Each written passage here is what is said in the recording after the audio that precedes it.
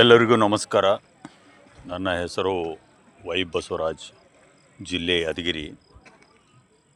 ನಾನು ಈ ಮೂಲಕ ಲೈವ್ನಲ್ಲಿ ಬರ್ತಾ ಇರುವ ವಿಷಯ ಏನೆಂದರೆ, ಇವತ್ತು ಕರ್ನಾಟಕ ರಾಜ್ಯದಲ್ಲಿ ಕಾಂಗ್ರೆಸ್ ಪಕ್ಷದ ನಾಯಕತ್ವ ಬದಲಾಗುವ ನಿಟ್ಟಿನಲ್ಲಿ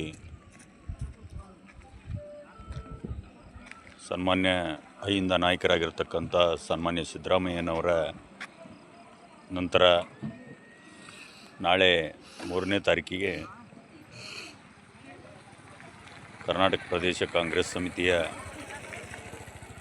ಅಧ್ಯಕ್ಷರು ಮತ್ತು ಜಲಸಂಪನ್ಮೂಲ ಸಚಿವರಾಗಿರ್ತಕ್ಕಂಥ ಡಿ ಕೆ ಶಿವಕುಮಾರ್ ಅವರಿಗೆ ಹೈಕಮಾಂಡ್ ಮೂಲಕ ಮುಖ್ಯಮಂತ್ರಿ ಪದವಿಯನ್ನು ಘೋಷಿಸಲಾಗಿ ಈಗ ಶಾಸಕಾಂಗ ಪಕ್ಷದ ನಾಯಕರಾಗಿ ಆಯ್ಕೆಯಾಗಿದ್ದಾರೆ. ಈ ಆಯ್ಕೆಯ ನಡುವೆ ಒಂದು ಪಕ್ಷದಲ್ಲಿ ಮತ್ತು ಒಬ್ಬ ಇನ್ನೋರ್ವ ಅಹಿಂದ ಮಹಾನಾಯಕರು ನಮ್ಮ ಬೆಳಗಾವಿ ಸಾಹುಕಾರ ಸತೀಶ್ ಜಾರಕಿಹೊಳಿ ಅವರ ಮೇಲೆ ಕೆಲವು ಆರೋಪಗಳನ್ನು ಮಾಡ್ತಾಯಿದ್ದು, ಸನ್ಮಾನ್ಯ ಸಿದ್ದರಾಮಯ್ಯನವ್ರನ್ನ ಇಳಿಸಲಿಕ್ಕೆ ಇವರು ಪಿತೂರು ಮಾಡಿದ್ದಾರೆ ಅನ್ನುವಂಥ ಈ ಕುಚ್ಚೆಷ್ಟೇನನ್ನು ಮಾತನಾಡ್ತಕ್ಕಂಥ ಕೆಲವರಿಗೆ ಸನ್ಮಾನ್ಯ ಸಿದ್ದರಾಮಯ್ಯನವರು ಸ್ಪಷ್ಟೀಕರಣ ಕೊಡಬೇಕು. ಇಬ್ಬರು ಜಂಟಿ ಪತ್ರಿಕಾಗೋಷ್ಠಿ ಮಾಡಿ ಸತೀಶ್ ಜಾರಕಿಹೊಳಿಯವರು ಮತ್ತು ಸಿದ್ದರಾಮಯ್ಯವರು, ಯಾಕಂತ ಹೇಳ್ಬೇಕಂದ್ರೆ ಇಲ್ಲಿ ಕಾರ್ಯಕರ್ತರಲ್ಲಿ ಮತ್ತು ಕರ್ನಾಟಕ ರಾಜ್ಯದಲ್ಲಿ ಸ್ವಲ್ಪ ಗೊಂದಲ ಸೃಷ್ಟಿಯಾಗಿದೆ.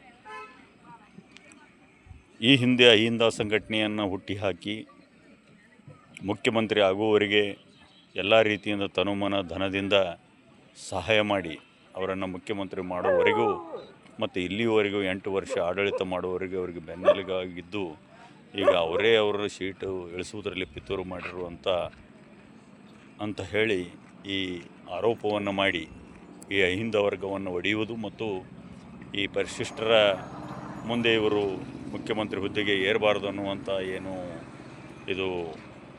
ಏನು ಕುತಂತ್ರ ನಡೆದಿದೆ, ಇದರ ಪರಿಣಾಮ ಭಾಳ ಮುಂದೆ ಕೆಟ್ಟದಾಗುತ್ತೆ. ಯಾಕಂತ ಹೇಳ್ಬೇಕಂದ್ರೆ ಅವರು ಅಂಥ ಕೆಟ್ಟ ಮನುಷ್ಯನವರಲ್ಲ. ಎಲ್ಲರೂ ನಾವು ಹತ್ತಿರದಿಂದ 94ರಿಂದಲೂ ಕೂಡ ನಾವು ನೋಡ್ತಾ ಬಂದಿದ್ದೀವಿ. ಈಗ ಸುಮಾರು 32 ವರ್ಷ ನಾವು ಸತತ ಎಲ್ಲರ ರಾಜಕಾರಣವನ್ನು ನೋಡ್ತಾ ಬಂದಿದ್ದೀವಿ. ಈಗ ಸಿದ್ದರಾಮಯ್ಯನವರನ್ನು ತೆಗೆದದ್ದು ನಮಗೂ ಕೂಡ ಬಹಳ ಅಫ್ಸೋಸಾಗ್ಯದ. ಆದರೆ ಏನು ಮಾಡೋಕ್ಕಾಗಲ್ಲ. ಪಕ್ಷದಲ್ಲಿ ಎಲ್ಲರಿಗೂ ಸ್ಥಾನಮಾನ ಕೊಡುವ ನಿಟ್ಟಿನಲ್ಲಿ ಹೈಕಮಾಂಡ್ ಈಗಾಗಲೇ ಡಿ ಕೆ ಶಿವಕುಮಾರ್ ಘೋಷಣೆ ಮಾಡಿದೆ. ಪರವಾಗಿಲ್ಲ, ಅವರು ಒಳ್ಳೆ ಆಡಳಿತ ಕೊಡಬೇಕು. ನಮಗೆ ಏನು ಸೀಟ್ ಐತೆ ಅಂತೇಳಿ ಏನು ಬಿ ಮಾಡೋಕ್ಕೆ ಬರಲ್ಲ. ಕಾನೂನುಬದ್ಧವಾಗಿ ಡಾಕ್ಟರ್ ಬಾಬಾ ಸಾಹೇಬ್ ಅಂಬೇಡ್ಕರ್ ಅವರು ರೂಪಿಸಿರ್ತಕ್ಕಂಥ ಸಂವಿಧಾನದ ಮೂಲಕ ಯಾರೇ ಮುಖ್ಯಮಂತ್ರಿ ಆದರೂ ತನ್ನದೇ ಆದ ಒಂದು ಬದ್ಧತೆಯನ್ನು ಇಲ್ಲಿ ತೋರಿಸ್ಬೇಕು. ಅದೊಂದು ಮಾತು. ಅದರ ಜೊತೆಗೆ ಈಗ CM ರೇಸ್ನಲ್ಲಿರ್ತಕ್ಕಂಥ ಸತೀಶ್ ಜಾರಕಿಹೊಳಿ ಅವರನ್ನು ತೇಜೋವಧೆ ಮಾಡುವ ನಿಟ್ಟಿನಲ್ಲಿ ಈ ಯಾರ್ಯಾರೋ ಕುತಂತ್ರಿಗಳು ಇದನ್ನು ಯಾರು ಎಬ್ಬಿಸಿದಾರೋ ಅನ್ನೋದು ಗೊತ್ತಿಲ್ಲ. ಆದರೆ ಇದಕ್ಕೆ ಸಿದ್ದರಾಮಯ್ಯನವರು ಅದಕ್ಕೆ ಸ್ಪಷ್ಟೀಕರಣ ಕೊಡಬೇಕಾಗ್ತದೆ. ಯಾಕಂತ ಹೇಳ್ಬೇಕಂದ್ರೆ ಮೊನ್ನೆ ದಿನ ಸಿದ್ದರಾಮಯ್ಯನವರು ರಾಜೀನಾಮೆ ಕೊಡುವ ದಿನ ನಾವು ಅಲ್ಲೇ ಇದ್ದೀವಿ. ನಮಗೂ ಕೂಡ ಭಾಳ ಬೇಜಾರು ಅನ್ನಿಸ್ತು. ಯಾಕಂತಂದ್ರೆ ಏನಪ್ಪ, ಏಕಾಏಕಿಯಾಗಿ ನಮ್ಮ ಬ್ಯಾಕ್ವರ್ಡ್ ಕ್ಲಾಸ್ ಲೀಡರನ್ನು ಕಾಂಗ್ರೆಸ್ ಪಕ್ಷ ಈ ರೀತಿ ಮಾಡಿತಲ್ಲ ಅನ್ನುವಂಥದ್ದು ಇತ್ತು. ಆದರೆ ಅನಿವಾರ್ಯ ಏನು ಮಾಡೋಕ್ಕಾಗಲ್ಲ. ಆ ಪಕ್ಷದಲ್ಲಿ ಇದೀವಿ ಅಂತಂದ್ರೆ ಆ ಹೈಕಮಾಂಡ್ ನಿಲುವು ಮತ್ತು ಸಾಧಕ ಬಾಧಕಗಳನ್ನ ಅವರು ತೀರ್ಮಾನ ಮಾಡಿ ಏನೋ ಒಂದು ಮಾಡಿರ್ತಾರೆ. ಅದಕ್ಕೆ ನಾವು ಬದ್ಧರಾಗಬೇಕಂತೇಳಿ ನಾವು ಸುಮ್ಮನಿದ್ದೀವಿ. ಇವತ್ತಿಗೂ ಕೂಡ ನಮಗೆ ಒಳಗೆ ಭಾಳ ತ್ರಾಸಾಗ್ಯದ. ಆದರೆ ಏನು ಮಾಡೋಕ್ಕಾಗಲ್ಲ. ತ್ರಾಸಾಗ್ಯದ ಅಂತ ಏನು ಹೊಟ್ಟೆ ಹರಿದು ರಾಮಣ್ಣ ಏನು ಹನುಮಂತ ತೋರಿಸಿದ ಹಂಗೆ ತೋರಿಸಮ್ಮ. ಅದು ಬಿಟ್ಟು ನೀವು ಒಬ್ಬ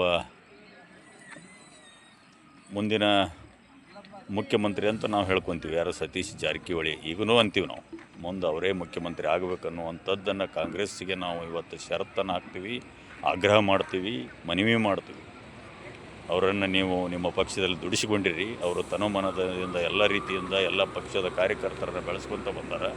ಅವರನ್ನು ನೀವು ಮಾಡಲೇಬೇಕು ನಿಮ್ಮ ಪಕ್ಷದಲ್ಲಿ ಅಂತ ಈಗಲೂ ನಾವು ಹೈಕಮಾಂಡಿಗೆ ಈ ಮೂಲಕ ರಾಹುಲ್ ಗಾಂಧಿ ಮತ್ತು ಸೋನಿಯಾ ಗಾಂಧಿಯವರು, ಪ್ರಿಯಾಂಕಾ ಗಾಂಧಿಯವ್ರನ್ನ, ನಮ್ಮ ಜಿಲ್ಲೆಯವರಾಗಿರ್ತಕ್ಕಂಥ ಮಲ್ಲಿಕಾರ್ಜುನ್ ಖರ್ಗೆ ಅವ್ರನ್ನ ಮನವಿ ಮಾಡ್ತೀವಿ, ಆಗ್ರಹ ಮಾಡ್ತೀವಿ ನಾವು.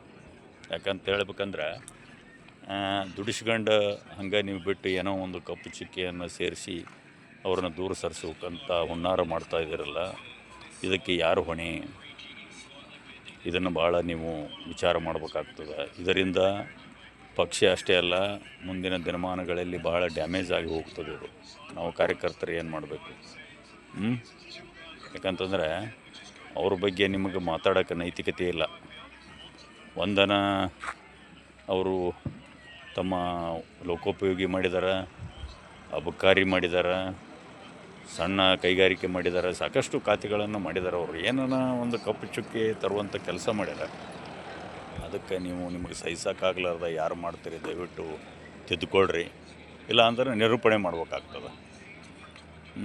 ಪ್ರಾಮಾಣಿಕತೆಯನ್ನು ಮನುಷ್ಯ ಸತ್ಯ ಹರಿಶ್ಚಂದ್ರ ನಾಡಿನಲ್ಲಿ ಸತ್ಯ ನಡೀತಿದ್ದು ಹೊರತು ಇಲ್ಲಿ ಸುಳ್ಳು ನಡೆಗಿಲ್ಲ.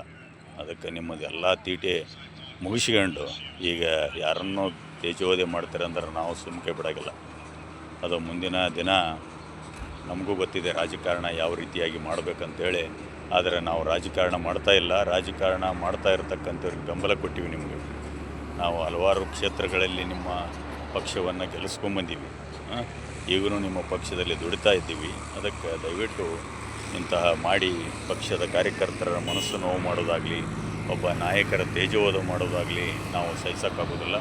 ಅದಕ್ಕೆ ಅದನ್ನು ಕೂಡಲೇ ಸರಿಪಡಿಸಿ ಅವರಿಗೆ ಒಂದು ಉನ್ನತ ಸ್ಥಾನಮಾನವನ್ನು ಕೊಡಬೇಕು ನೀವು. ಯಾಕಂತಂದ್ರೆ ಈ ಮುಖ್ಯಮಂತ್ರಿನೇ ಕೊಡಬೇಕಾಗಿತ್ತು. ಹಂಗೆ ಕೇಳಿದರೆ ಕೊಟ್ಟಿಲ್ಲಪ್ಪ ಅಂತಂದರೆ ಕರ್ನಾಟಕ ಪ್ರದೇಶ ಕಾಂಗ್ರೆಸ್ ಸಮಿತಿ ಅಧ್ಯಕ್ಷರನ್ನು ಮಾಡಬೇಕು, ಇಲ್ಲ ಉಪಮುಖ್ಯಮಂತ್ರಿ ಜೊತೆಗೆ ಕರ್ನಾಟಕ ಪ್ರದೇಶ ಕಾಂಗ್ರೆಸ್ ಸಮಿತಿ ಅಧ್ಯಕ್ಷ ಮಾಡಬೇಕು. ನಿಭಾಯಿಸುವಂಥ ಶಕ್ತಿ ಇಲ್ಲ, ಎಲ್ಲ ಇದೆ.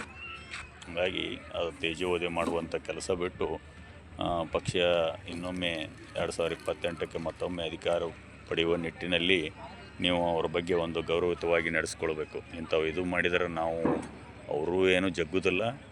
ನಾವು ಯಾರೂ ಅವರ ಹಿಂಬಾಲಕರಾಗಲಿ ಅವರ ಅಭಿಮಾನಿಗಳಾಗಲಿ ನಾವು ಏನು ಜಗ್ಗುದಿಲ್ಲ. ಯಾಕಂತಂದ್ರೆ ಈ ರೀತಿ ಮಾಡಬೇಡ್ರಿ. ನಾವು ನೀವೆಲ್ಲ ಒಂದೇ ತಾಯಿ ಮಕ್ಕಳು. ಕಾಂಗ್ರೆಸ್ ಪಕ್ಷ ಒಂದು ಕುಟುಂಬ ಇದ್ದಂಗೆ. ಈ ಕುಟುಂಬದಲ್ಲಿ ಒಡೆಯುವಂಥ ಯಾರು ಕೆಲಸ ಮಾಡ್ತಾರೆ ಅದನ್ನು ಬದಿಗೊತ್ತಿ ನೀವೆಲ್ಲರೂ ಕೂಡಿ ಒಂದು ಪ್ರೆಸ್ ಕಾನ್ಫರೆನ್ಸ್ ಮಾಡ್ರಿ. ನೀವು ಯಾರು DK ಶಿವಕುಮಾರ್, ನೀವು ಎಲ್ಲರೂ ಸಂಬಂಧಪಟ್ಟವರು ಮಾಡಿ ಅದಕ್ಕೆ ಒಂದು ಕೊನೆ ಇತಿಶ್ರೀ ಆಡ್ಬೇಕಂತೇಳಿ ಈ ಮೂಲಕ ನಾನು ನಿಮ್ಮಲ್ಲಿ ಮನವಿ ಮಾಡಿಕೊಳ್ತೀನಿ. ನಮಸ್ಕಾರ.